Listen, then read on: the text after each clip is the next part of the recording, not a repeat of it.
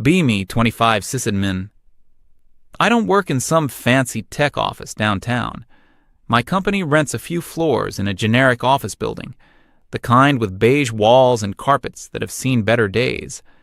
My job is to make sure the network doesn't die and that Karen from accounting can open her PDFs. It's not glorious, but it pays the bills. Downstairs in the lobby, there's a small coffee shop. It's the only place to get decent coffee without walking 3 blocks. So, it became part of my daily routine. Go in, get coffee, go up to my server room, stare at blinking lights for 8 hours. That's where I met Connie. She worked the counter.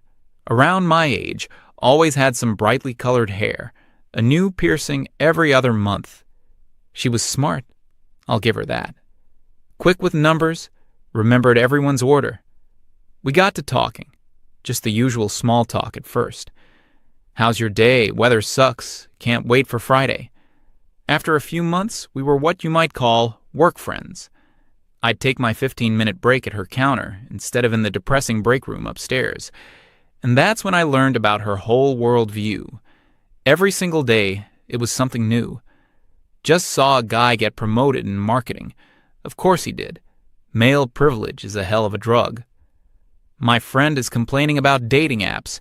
I told her, what do you expect? It's a system designed by men, for men. Men just don't understand emotional labor. They think not being a jerk is the same as being a good partner. At first, I tried to debate her. I'd bring up a counterpoint, try to offer a different perspective. It was pointless. It was like trying to explain color to a person born blind. She had her textbook answers for everything. Anything I said was just anecdotal evidence or my own internalized misogyny. After a while, I just gave up. It wasn't worth the energy. My life was already tiring enough. I didn't need to add a daily, unwinnable argument to the mix. So I became a professional nodder. Yeah? Uh-huh. That's crazy. It was easier. I'd get my coffee, nod through a 2-minute lecture on the patriarchy, and escape back to my servers. My servers never lectured me. They just blinked. It was nice. One afternoon, I was on my break, sitting at one of the small tables. It was a slow day, just me and a couple at the other end of the shop. Connie brought my coffee over. She leaned against the table. "See that?" she said, nodding towards the couple. The guy was trying way too hard, laughing too loud, telling some story with big hand gestures. The girl looked vaguely interested, or maybe just polite. He was a good-looking dude, tall, fit, nice clothes. That's the male experience in a nutshell, Connie said, her voice dripping with sarcasm. He just has to show up, be confident, tell a few dumb jokes, and buy her a $7 latte. The bar is literally on the floor. I looked at the guy. I didn't see confidence. I saw anxiety. I saw a guy desperately trying to be interesting enough for a second date. I saw the same look I'd had on my face a dozen times before it all became too exhausting. I didn't say any of that, though. I just stirred my coffee. "Yeah, crazy," I said. She sighed, as if my lack of outrage was a personal disappointment. "You just don't get it because you're in it. You can't see the water you're swimming in." She went back to the counter, leaving me to not get it in peace. The thing is, she was right. I couldn't see the water she was talking about, probably because the desert I was living in didn't have any. She talked about her friends a lot, a group of them from her sociology classes. It sounded like an echo chamber of the highest order. They had a group chat where they'd share screenshots of conversations with guys, dissecting them for toxic masculinity and red flags. A guy using a smiley face emoji? He's patronizing you. A guy taking more than an hour to respond? He's playing power games. A guy responding immediately? He's love bombing and has no life. There was no way for a man to win in their court. They were the judge, jury, and executioner, and the verdict was always guilty. She'd tell me these stories like she was a war correspondent reporting from the front lines of the gender war. You wouldn't believe what this guy said to Chloe last night. I always believed it, because I knew the full story was probably much more boring, but it had been twisted and filtered through 3 layers of ideological outrage before it got to me. To her, the dating world was a battlefield where women were valiant soldiers fighting for respect, and men were either bumbling idiots or malicious warlords. There was no in-between. And men like me, the quiet ones who just wanted to be left alone, we were collaborators, part of the problem for our silence. Then, sometime last spring, her energy shifted. She came into work one day practically buzzing. "I matched with someone," she said, leaning over the counter, like she was telling me a state secret. "And he seems different." She showed me his profile. Of course, the guy was a carbon copy of every male model on Instagram, at least 6'3", jawline you could sharpen an axe on, perfect teeth. His photos were a checklist of what dating coaches tell you to post. One on a mountain summit, looking thoughtfully into the distance. One on a boat, laughing with a beer in his hand. One wearing a perfectly fitted suit at some charity gala. And the grand finale, one with a golden retriever puppy, the nuclear option. My first thought was, this is everything you supposedly hate. He was the walking embodiment of the privilege she was always talking about. A guy who probably never had to wonder if his height was a deal breaker. A guy who never had to craft the perfect opening message, only to be left on red. Her entire ideology should have rejected him on sight, but it didn't. "He's a consultant," she said, her eyes shining, "and he volunteers at an animal shelter. He's smart and kind." I looked at the photos again. He was holding a puppy, not performing the open-heart surgery. "Looks cool," I said. It was the safest response. "We're going out on Friday," she said. "I'm actually nervous. It's been a while since I've been excited about a date." For the next few days, that's all she talked about. She analyzed his messages with the intensity of a codebreaker. He used a full stop here. Do you think that's aggressive or just grammatically correct? He asked what I'm passionate about. That's a green flag, right? He cares about my mind. She planned her outfit, her conversation topics, even her "I had a great time" text for after the date. For a few days, she almost sounded normal.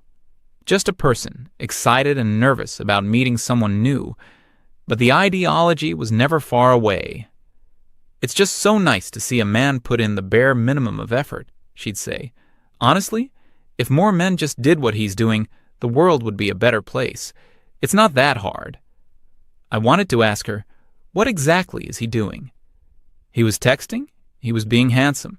That was it. But I didn't. I just nodded. Yeah, totally. The day after the date, she was walking on air. She gave me her coffee for free, which had never happened before. "It was perfect," she said, leaning on the counter, a dreamy look on her face. She gave me the full rundown. He picked a great restaurant. He was even better looking in person. He stood up when she got to the table. He asked questions about her studies, and he actually listened. He talked about his job, but not in a braggy way. He insisted on paying. He didn't even let me look at the bill. He just handled it. It was so masculine, but in a good, non-toxic way. At the end of the night, he walked her to her car. He didn't try to kiss her, which she saw as a sign of ultimate respect. He just said he had an amazing time and that he'd be in touch soon. She was completely smitten. "See?"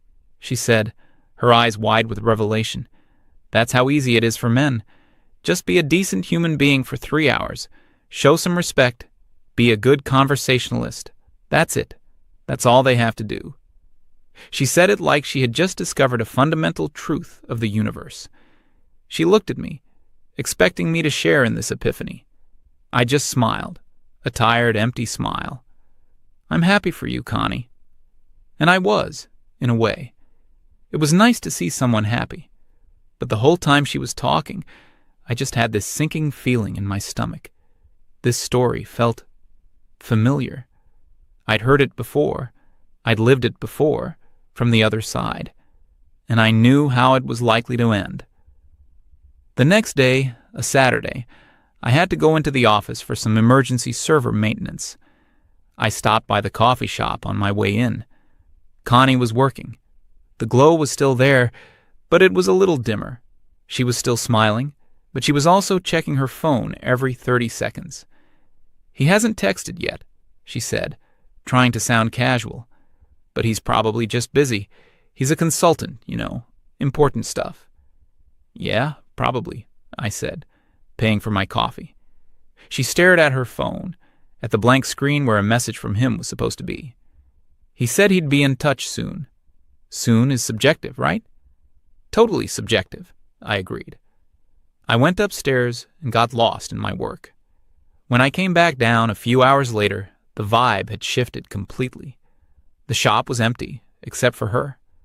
She was wiping down the counter with frantic, angry movements. Her phone was nowhere in sight. She barely looked at me as I walked past. The air was thick with a new kind of silence, the loud, buzzing silence of a hope that was starting to curdle. I didn't see her Sunday or Monday. My breaks didn't line up with her shifts. By Tuesday morning, I had almost forgotten about it. I walked into the coffee shop, ready for my usual routine, and there she was. She looked awful. Her usually bright, colorful makeup was gone. Her hair was just thrown up in a messy bun. But it was her eyes that got me. They were puffy, red-rimmed. She looked smaller somehow, defeated. She saw me and her face just crumpled. She didn't even try to hide it. The mask was gone. "He never texted," she whispered, her voice cracking. Nothing. Not a word. She leaned against the counter, wrapping her arms around herself. "I don't understand. It was a perfect date. I thought we connected." I just stood there, holding my empty, reusable cup. I had no idea what to say. "I even sent him a message yesterday morning," she continued, her voice thick with shame. "Just something light. Hey, hope you have a great week." She looked up at me, her eyes pleading. He read it. The app said he read it, and he just ignored it. The word ignored hung in the air between us. It was a word she had probably used 1,000 times before, but always as an accuser, never as a victim. And now, here she was, experiencing for the first time what it felt like to be a ghost, to be a notification swiped away and forgotten. She was waiting for me to say something, to say, "He's a jerk. You're too good for him. All men are trash." The usual script, the things her friends were probably telling her in the group chat, but I couldn't say them, not this time, because I knew what she was feeling. I knew that specific hollow ache in your chest, the humiliation of a one-sided connection, the feeling of being completely and utterly invisible. She was looking at me, her feminist armor completely shattered, revealing the vulnerable person underneath. She was looking for an ally, but all I could feel was a profound, weary sadness.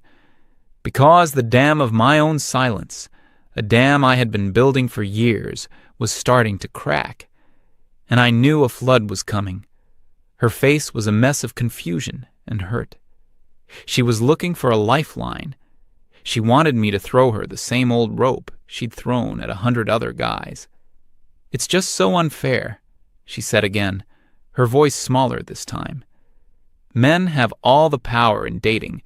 They can just decide you're not worth their time and disappear. It's toxic." That was the word, the final straw, toxic. She had used her favorite weapon, her silver bullet for ending any argument. But this wasn't an argument. This was her, asking for comfort after getting a tiny taste of the poison I'd been drinking my whole life. And my dam didn't just crack, it exploded. I remember taking a slow breath. I didn't raise my voice, I didn't get angry. That would have been easier for her. She knew how to handle male anger. It fit her narrative. What she didn't know how to handle was male exhaustion. "Unfair?"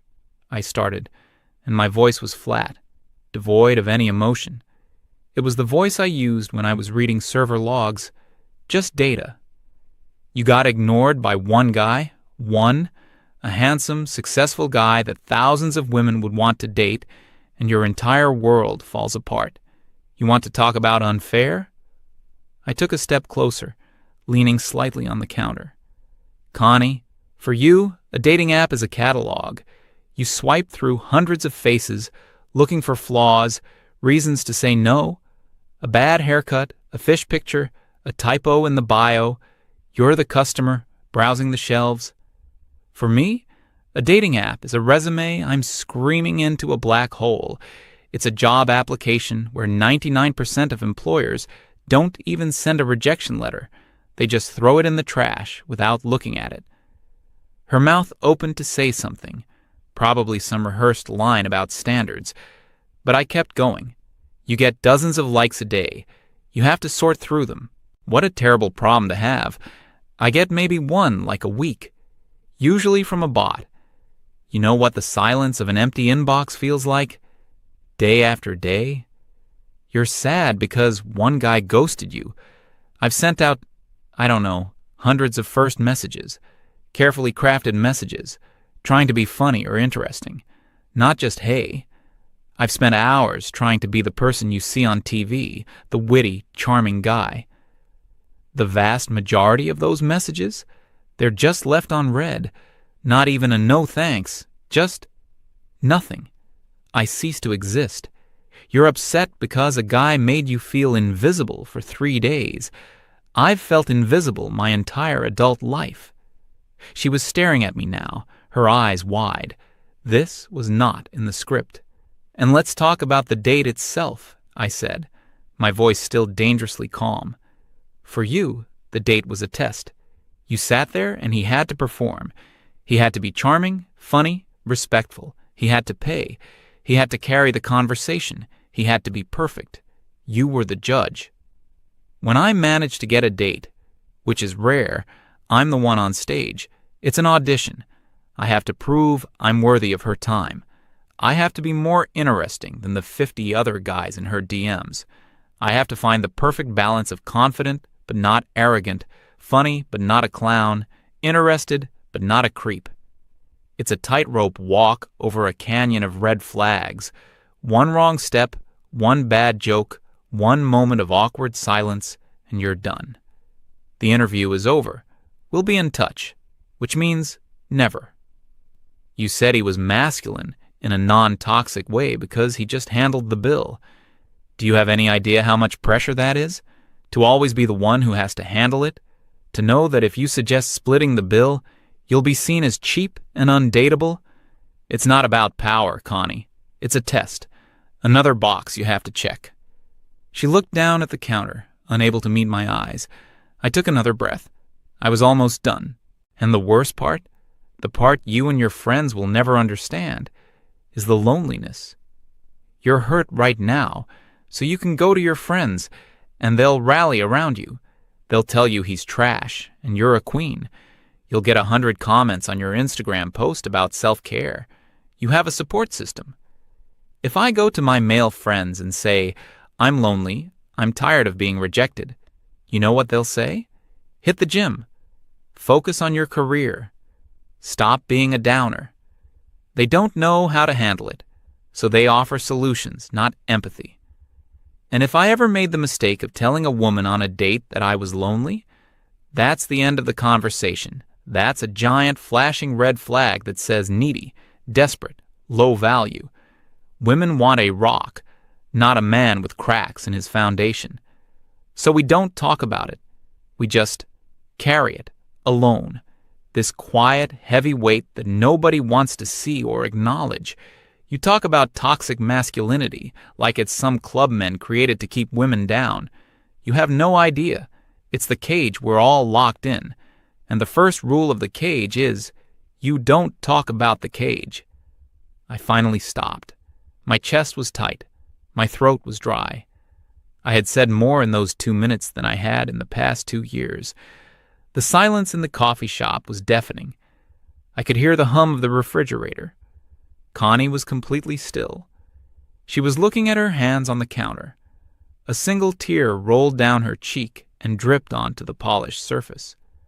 "So, forgive me," I said, my voice finally just a tired whisper.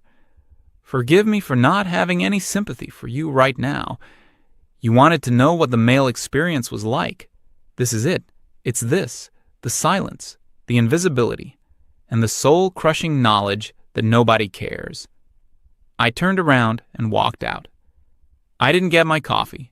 I didn't look back.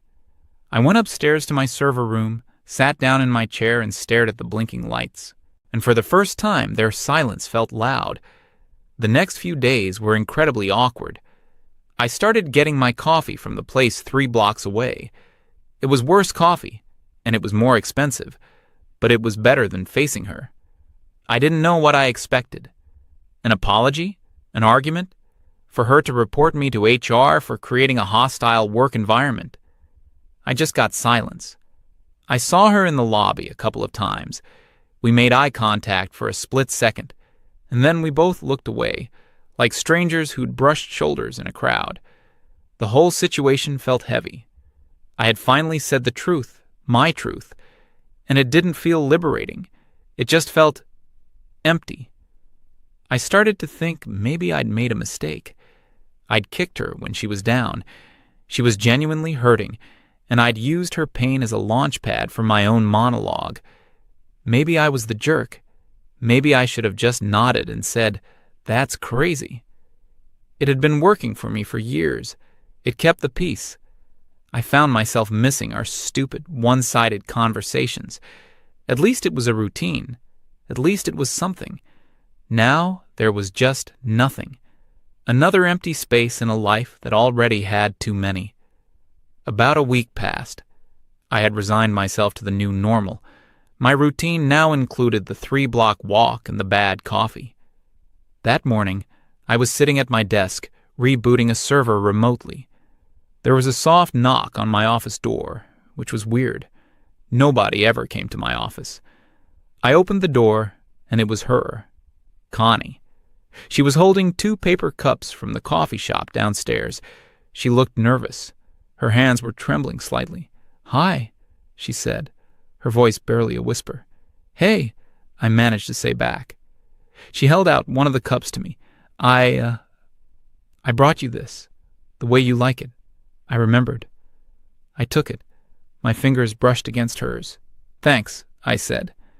An awkward silence stretched between us. She wouldn't look at me. She was just staring at the floor, shifting her weight from one foot to the other. I thought she was going to leave, but she stayed. Finally, she took a deep breath. "I've been thinking about what you said," she started, still looking down. "A lot." I didn't say anything. I just waited. She looked up, and for the first time she made direct eye contact. Her eyes weren't angry or defensive. They just looked tired as I felt. "I'm sorry," she said, and it sounded genuine, not a forced, politically correct apology, but a real one. I just nodded. I didn't know what else to do. We stood there for another few seconds in silence. I took a sip of the coffee. It was perfect. She gave me a small, sad smile. Then she asked a question no one had ever really asked me before, not in a real way. "Eugene?" she said, using my name. How was your day?" It caught me completely off guard. It wasn't small talk. It wasn't a greeting. It was a real question. I looked at her, at this person who had been a symbol of everything that frustrated me about the world, and in that moment, she was just a person who was trying. I thought about my day, the crashed server, the annoying help desk tickets, the long, quiet hours staring at screens, and for the first time, I felt like I could actually tell someone. I don't know if anything really changed that day. I don't know if she truly understood, or if she just felt bad for a little while and would eventually go back to her old ways. People don't change overnight. Worldviews built over years don't get demolished by one conversation. Maybe she was just being polite. Maybe she was trying to smooth things over so our work interactions wouldn't be so awkward. I honestly don't know if I got through to her, but as she stood there, waiting for an answer, with a coffee in her hand that was a peace offering, I felt a flicker of something.